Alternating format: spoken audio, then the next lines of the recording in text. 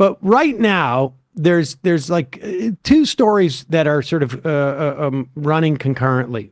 I mean, maybe more, but one is that we're seeing a spike in COVID in the wake of Thanksgiving and maybe in just the winter months starting to happen. Like I know of multiple people in my sort of universe who have COVID at the moment. And the other story is that particularly on the pediatric side, but even more broadly, is RSV and the flu. And RSV, as far as I can tell, is a respiratory disease or virus, and it's very dangerous for kids. And there seems to be two different competing theories behind why we're seeing this sort of bump in RSV and the flu. And one is this notion that somehow, because we masked and took protocols to protect ourselves from COVID, there was what is known as an immunity debt, that because we weren't as exposed to viruses, that our immune system sort of weakened in some ways. And then I see another argument that there really is no such thing as immunity debt. And if you look at, let's say, New York, compare it to New York to, let's say, Florida, where there was very little in Florida, very little sort of, protocols. The numbers of RSV and flu amongst kids are indistinguishable, in some cases even higher in Florida. So that suggests that maybe COVID has weakened people's immune systems. What is your sense of this at this point?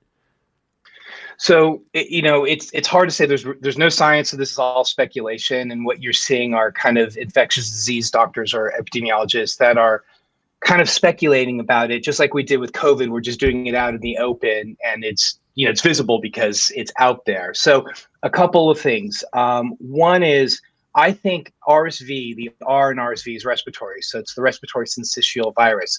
I'm certain that your kids probably had it when they were growing up. Maybe they didn't have very extensive disease, thankfully. As adults, we get it. I think my wife and I just had it last week, to be perfectly honest with you.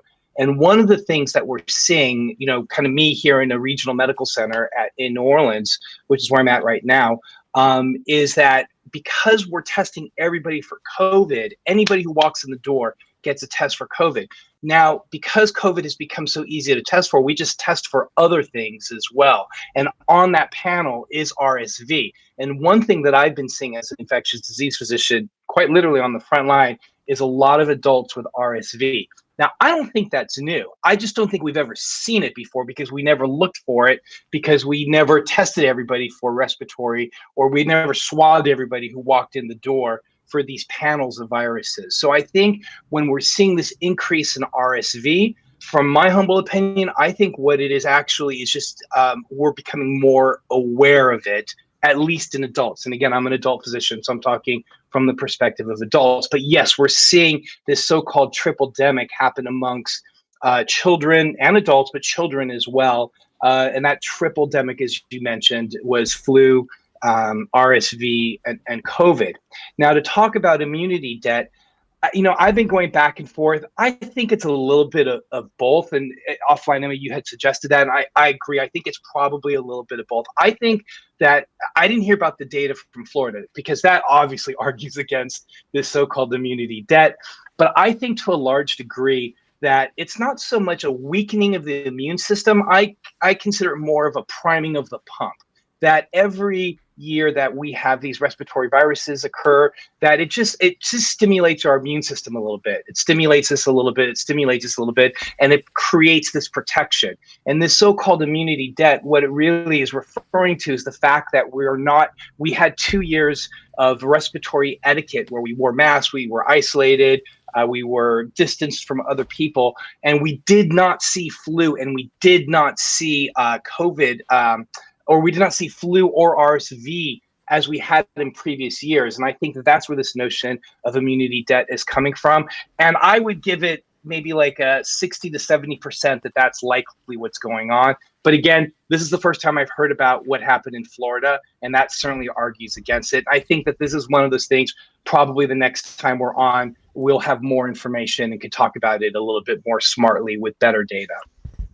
Yeah, that seems to be basically, but there are, and before we move on, there are viruses that will long-term impact your immune system, right? I mean, that's theoretically, that's what HIV is, or not even theoretically, I mean, like literally. And my understanding is that there are other sort of like viruses that if you contract them can implicate your immune system long term. And we're still, we still just don't know what COVID's going to do to people, aside from like the questions about long COVID. If you get chicken pox, 30, 40 years later, you can get shingles. 100%. So let me give you an example of that. So here's a really fascinating kind of consideration notion. And I don't think it's immune system. I think HIV is definitely one thing. You look at herpes, HPV, some of these viruses that people can get at very young ages, and it comes back out 20 or 30 years later. That's not necessarily an immune function. They certainly with herpes, with people who go skiing or they go out in the sun or on vacation and they start to get oral lesions, HSV1, or when they're stressed or what have you, there is a little bit of dampening of the immune system, and then certainly these will come out. But here, it's a whole body of fascinating studies that looks at elderly. And when you look at the elderly and you look at those that are vaccinated for flu and those that are not vaccinated for flu, okay, so let's focus on those two people. The people who are not vaccinated for flu are more likely to have heart attacks or strokes in the next 2 or 3 years. Now, why is that? It's likely because the people who were vaccinated for flu ended up not getting influenza, right? The people who were not vaccinated for flu got flu. What did that create? That created this big inflammatory process. And when you have inflammation, you're more likely to create clots. We refer to that as thrombogenesis. So you get clots. So what are heart attacks and strokes? Heart attacks and strokes are clots in the heart, for heart attack, obviously, and in the stroke, it's in the brain. So not only is the influenza vaccine protective against flu, but it also has a protection against other illnesses such as strokes and heart attacks. So this kind of does, what this basically states is that yes, viral infections do have long-term consequences. When I went down to Sierra Leone for WHO for the Ebola outbreak, we saw that greatly. The people who survived Ebola had lots of issues long-term because of this big inflammatory response that occurred. And I think we're going to probably see more of that with COVID. And I think the first time we talked, I even talked about some of this as well, is that you get these very big inflammatory responses, and we don't know what the long-term consequences are. But in the population of the elderly, we do see that those are not vaccinated for influenza are more likely to have heart attacks and strokes within 2 or 3 years later because of that thrombogenesis that occurs with illness. In terms of pediatric, or not pediatric, but younger people getting strokes, all I've seen are really anecdotal evidence on this. So I'm just couching it in that. But are there any indications that COVID or multiple infections of COVID might be causing some things like strokes in younger people when they didn't previously have a condition on that front?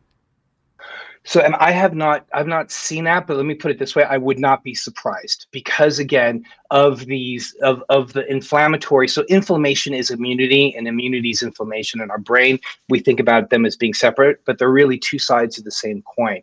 So, when your immune system increases, that's basically inflammation, right? So, that inflammatory response or that immune response in the right host, in the right person, I could see could potentially go on and have strokes, like you were saying, especially in younger people who otherwise would be healthy, and had they never had COVID, they would have never been subjected to a stroke.